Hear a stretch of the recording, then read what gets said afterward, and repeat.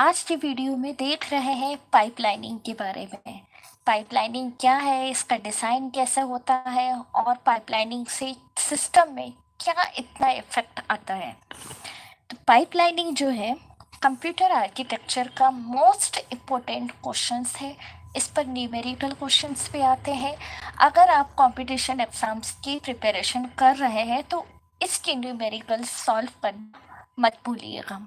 वहीं अगर university exam की बात करें तो पाइपलाइनिंग के ऊपर क्वेश्चंस कई बार पूछा जाता है।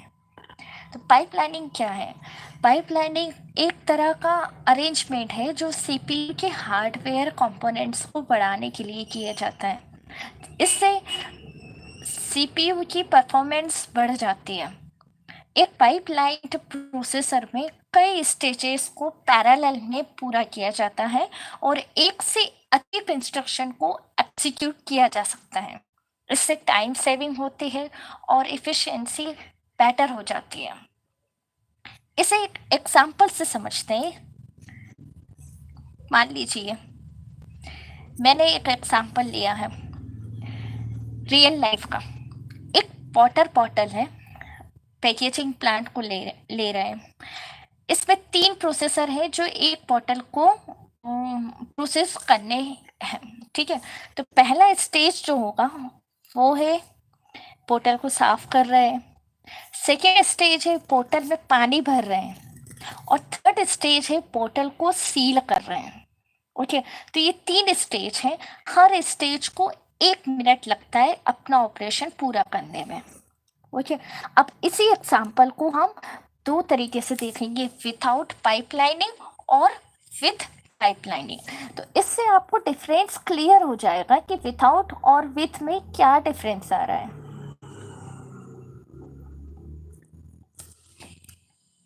विथआउट पाइपलाइनिंग यानी नॉन पाइपलाइंड ऑपरेशन।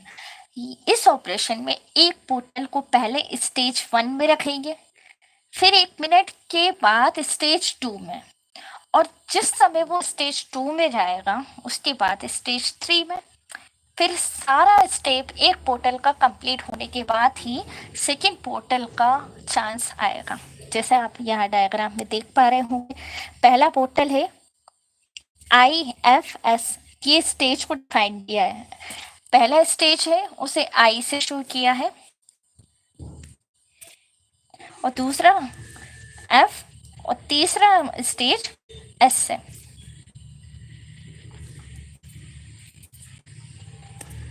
ओके,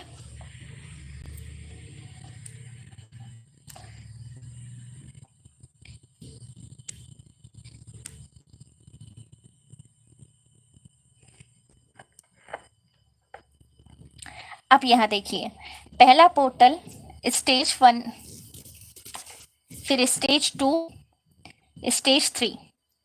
एक पोर्टल ने स्टेज 1, 2, 3 तीनों को क्रॉस कर लिया है, उसके बाद ही सेकेंड पोर्टल का चांस आएगा।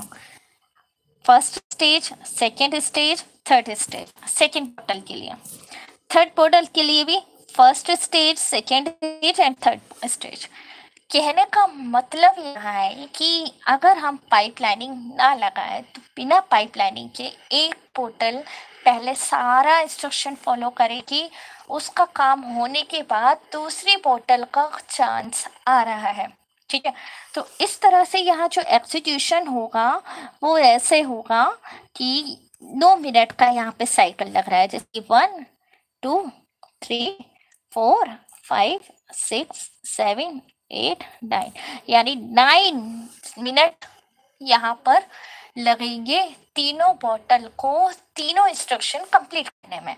अब अगर हम पाइपलाइनिंग ऐड करें तो जब हम पाइपलाइनिंग का कॉन्सेप्ट यहाँ अप्लाई करते हैं तो उस कॉन्सेप्ट में क्या होता है कि जो बॉटल है वो पहला स्टेज को कर रहा होता है, फिर जैसे ही सेकेंड स्टेज में आता है उसी समय सेकेंड बॉटल फर्स्ट स्टेज को करना शुरू कर देता है, उस पर परफॉर्मेंस शुरू हो जाती है। और जो पहली पोर्टल है जब वो थर्ड स्टेज कर रही होती है उस समय जो सेकेंड पोर्टल है वो सेकेंड स्टेज को परफॉर्म करेगी, और इसी बीच में थर्ड वाला जो पोर्टल था वो फर्स्ट स्टेज को परफॉर्म करेगा। ओके, तो ये एग्जीक्यूट हो चुका है, कंप्लीट हो गया पहला पोर्टल का काम। सेकेंड पोर्टल का जो अभी भी है पेंडिंग, वो जब थर्ड स्टेज को परफॉर्म करेगा उस समय थर्ड पोर्टल सेकेंड स्टेज को परफॉर्म करेगी। यहाँ पर ये भी एंड हो गया। थर्ड पोर्टल रह गया है, उसका एक स्टेज है लास्ट रह गया, उसने वो भी कंप्लीट कर लिया। अब इस तरीके से टोटल कितना टाइम लगा यहाँ पर, इस तरीके से यहाँ देखिए 1 2 3 4 एंड 5 चेंजेस आपको देखने को मिल रहे हैं विथ और विदाउट पाइपलाइनिंग में। विदाउट पाइपलाइनिंग में एक पोर्टल सारे स्टेज को काम करेगा, उसके बाद दूसरी पोर्टल का चांस आएगा। लेकिन पाइपलाइनिंग में ऐसा नहीं हो रहा है। जो पोर्टल एक स्टेज से दूसरी स्टेज पे जा रही है तो उस स्टेज पे दूसरी पोर्टल अपने आप काम करेगी। तो इस तरीके से यहाँ पैरेलल एग्जीक्यूशन हो रहा है, सभी को समय मिल रहा है, सब अपना काम कर रहे हैं अपने अपने स्टेज पे। ठीक है, अब आप देख पा रहे होंगे कि विथ और विदाउट पाइपलाइनिंग में कितना चेंजेस है। विदाउट पाइपलाइनिंग में एक बोतल तीनों स्टेज को परफॉर्म करेगी, उसके बाद ही दूसरी बोतल का चांस आएगा। बट विथ पाइपलाइनिंग में ऐसा नहीं है। जो बोतल जिस स्टेज से बाहर चली गई है उस स्टेज में किसी और बोतल को लेकर आ रहे हैं। इस तरीके से यहाँ पैरेलल प्रोसेसिंग हो रही है। जो कुछ मैंने अभी आपको समझाया वही सब कुछ यहाँ मेंशन किया हुआ है, जिसे आप अपने हैंड रिटन नोट्स में भी तैयार कर सकते हो या फिर आप इस लेक्चर नोट्स को डाउनलोड भी कर सकते हो। अब अगर मैं कहूँ कि पाइपलाइन ऑपरेशन में हर मिनट में एक नया पोर्टल तैयार हो रहा है ना, किसमें, विथ पाइपलाइनिंग में। तो विदाउट पाइपलाइनिंग और विथ पाइपलाइनिंग में कितना एवरेज टाइम लिया गया है मैन्युफैक्चर एक पोर्टल में, है ना। तो यहाँ पे सबसे पहले जो है विदाउट पाइपलाइनिंग में 9 डिवाइडेड बाई 3, 3 आपकी पोर्टल्स के नंबर है, में कितने नंबर्स ऑफ पोर्टल है, या 3, है ना। तो 9 मिनट लिया गया था टोटल सारा। एक कितना ले रहा है, 3 मिनट ले रहा है। जी बिल्कुल 3 मिनट ही ले रहा है एक्सैक्टली। यहाँ देखिए फर्स्ट सेकेंड थर्ड, ये 3 मिनट ही एक बोतल ने लिए, फिर 3 मिनट लिए, फिर 3 मिनट दूसरी बोतलों ने लिए हैं। तो विथ आउट में 3 मिनट ही लगे हैं। इसके अलावा विथ पाइपलाइनिंग में 5 डिवाइडेड बाई 3, जिसमें से 1.67 मिनट लग रहे हैं एक बोतल को। बिल्कुल, जहाँ एक बोतल कंप्लीट हो नहीं रही है कि दूसरी बोतल अपना स्टेज पे आकर अपना काम करना शुरू कर देती है।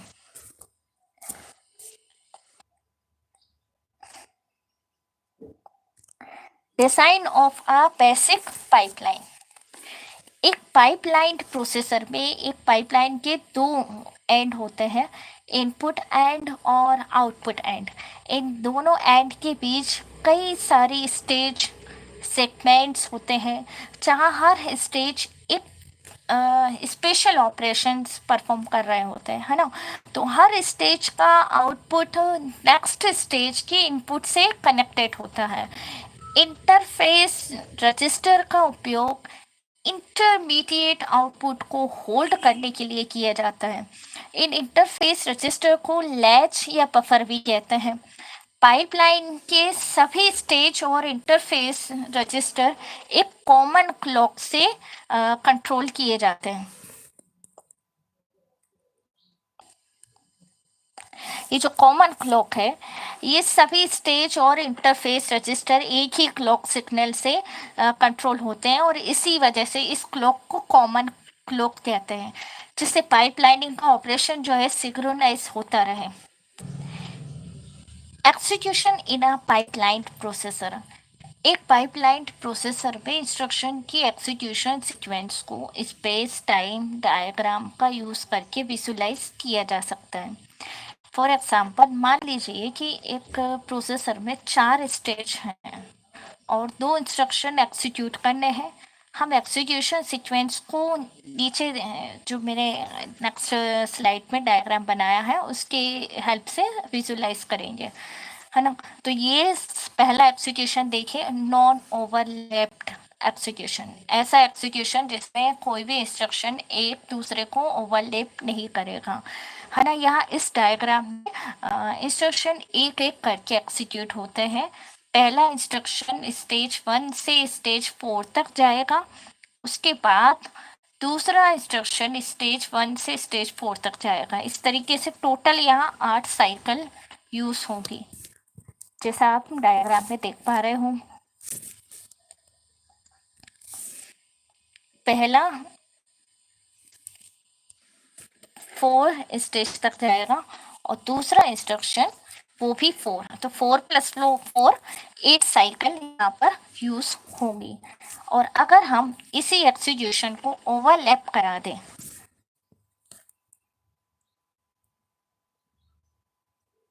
ओवरलैप, इस डायग्राम में इंस्ट्रक्शन ओवरलैप करके एग्जीक्यूट होते हैं। पहले इंस्ट्रक्शन स्टेज 1 से स्टेज 4 तक जाता है और दूसरा इंस्ट्रक्शन जो है स्टेज 1 में ही एंट्री कर लेता है जब पहला इंस्ट्रक्शन स्टेज 2 में है। यहाँ से नेक्स्ट इंस्ट्रक्शन एंट्री ले लेता है, जिसकी वजह से हमारा जो साइकिल है वो कम हो जाते हैं। पिछले वाले एग्जाम्पल में हमने ओवरलैप के साथ विदाउट ओवरलैप में देखा, वहाँ 8 साइकिल लग रहे हैं और यहाँ 5 साइकिल काम हो रहा है। तो इस वजह से इस ओवरलैप्ड एग्जीक्यूशन से प्रोसेसर की परफॉर्मेंस बढ़ जाती है, क्योंकि इंस्ट्रक्शन ओवरलैप करके एग्जीक्यूट होते हैं और दूसरी इंस्ट्रक्शंस को वेट नहीं करना होता। RISC प्रोसेसर की जो 5 पाइपलाइन स्टेज है वो यहाँ मैंने मेंशन की हुई है। Instruction fetch, instruction decode, instruction execute, memory access and write back. इन्हें देख लेते हैं। स्टेज नंबर 1, इस स्टेज में CPU प्रोग्राम काउंटर में स्टोर मेमोरी लोकेशन का एड्रेस से इंस्ट्रक्शन को फेच करता है। स्टेज नंबर 2 में इंस्ट्रक्शन को डिकोड किया जाता है और रजिस्टर फाइल को एक्सेस किया जाता है ताकि रजिस्टर में स्टोर वैल्यू को एक्सेस कर सके, उनका यूज किया जा सके। Stage number 3, execution. यहाँ पर ALU ऑपरेशन जैसे कि अरिथमेटिक, लॉजिकल, कंपैरिजन, इस तरह के अलग अलग ऑपरेशंस परफॉर्म किए जाते हैं। Stage number 4, memory access. इस स्टेज इंस्ट्रक्शन में मेंशन्ड मेमोरी ऑपरेंड्स को रीड और राइट किया जाता है। And last stage 5, write back. Computed या फेच्ड वैल्यू को इंस्ट्रक्शन में मेंशन्ड रजिस्टर में राइट बैक किया जाता है। और इन 5 स्टेज के साथ RISC प्रोसेसर इंस्ट्रक्शन को एफिशिएंटली और क्विकली एग्जीक्यूट करता है। पाइपलाइन के प्रोसेसर की परफॉर्मेंस को अगर एवेल्यूट किया जाए तो वो किस तरीके से किया जाएगा, तो सबसे पहले तो पाइपलाइन प्रोसेसर की परफॉर्मेंस को 2 मुख्य मैट्रिक्स के हेल्प से एवेल्यूट किया जाता है। पहला है थ्रूपुट और दूसरा है लेटेंसी। थ्रूपुट क्या होता है? थ्रूपुट का मतलब है कि एक प्रोसेसर कितने इंस्ट्रक्शन को एक यूनिट टाइम में एग्जीक्यूट कर सकता है। ठीक है, यहाँ थ्रूपुट का जो फार्मूला है वो यहाँ मेंशन है।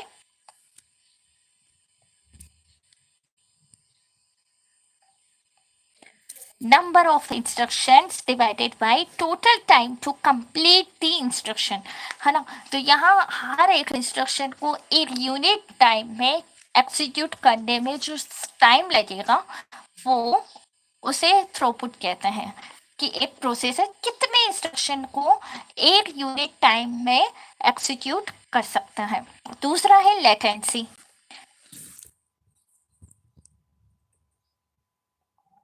लेटेंसी का मतलब है कि एक इंस्ट्रक्शन को एग्जीक्यूट करने में कितना टाइम लग रहा है।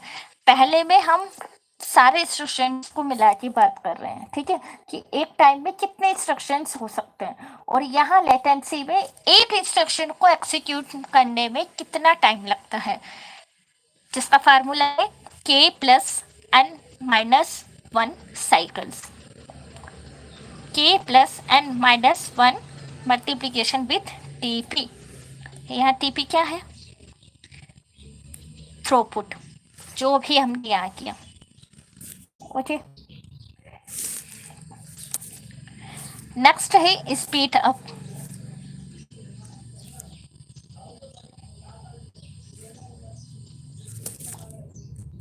स्पीड अप का मतलब है कि एक पाइपलाइन प्रोसेसर कितना जल्दी एग्जीक्यूट कर सकता है कि एक नॉन पाइपलाइन प्रोसेसर में, ठीक है। स्पीड अप जिसकी बात हो रही है वो कंपैरिजन करें तो नॉन पाइपलाइन प्रोसेसर की कंपैरिजन में कितना ज़्यादा स्पीड से काम कर रहा है।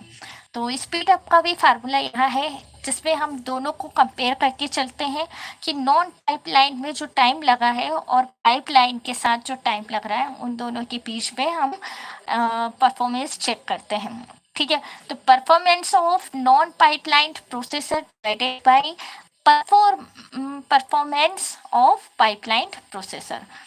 इसके अलावा एक और है इफ़िशियंसी। इफ़िशियंसी का मतलब है कि एक पाइपलाइन प्रोसेसर कितना एफिशिएंट है। एफिशिएंसी निकालने के लिए हम स्पीड अप पे ध्यान देते हैं यहाँ पर। तो स्पीड अप को कैलकुलेट करके एफिशिएंसी को निकाला जाता है। लास्ट है साइकिल्स पर इंस्ट्रक्शन, सीपीआई। सीपीआई का मतलब है कि एक इंस्ट्रक्शन को एग्जीक्यूट करने में कितने साइकिल लग रहे हैं, है ना, हर एक इंस्ट्रक्शन कितना साइकिल ले रहा है। तो आइडियल पाइपलाइन प्रोसेसर के लिए देखा जाए तो एक है, यानी कि हर इंस्ट्रक्शन एक साइकिल में काम कर ले, उसी को पैटर कहा जा सकता है ना, तो वो पैटर होगा। देख लेते हैं 8 में क्या है।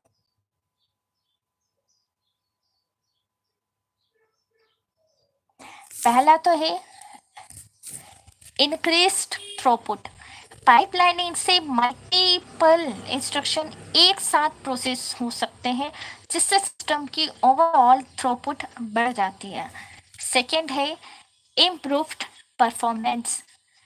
इंस्ट्रक्शन एग्जीक्यूशन प्रोसेस को छोटे छोटे स्टेज में ब्रेक कर लेने से पाइपलाइनिंग से इंडिविजुअल इंस्ट्रक्शन की एग्जीक्यूशन टाइम कम हो जाती है।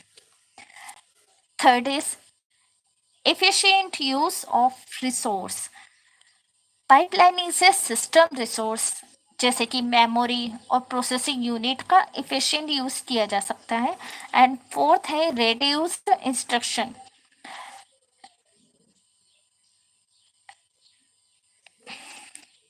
Execution time. पाइपलाइनिंग से मल्टीपल इंस्ट्रक्शन की एग्जीक्यूशन ओवरलैप होती है ना। अभी हमने कुछ देर पहले ही देखा कि ओवरलैप होने की वजह से इंस्ट्रक्शन एग्जीक्यूशन टाइम कम होने लगता है, यानी कि आधा टाइम में एग्जीक्यूशन नहीं होता, कम समय पे फास्ट तरीके से काम होता है। सीपीयू यूटिलाइजेशन से बेहतर हो जाता है पाइपलाइनिंग से। सीपीयू यूटिलाइजेशन काफ़ी अच्छा तरीके से काम करता है क्योंकि इंस्ट्रक्शन के बीच में आइडल टाइम कम होता है। डिसएडवांटेजेस,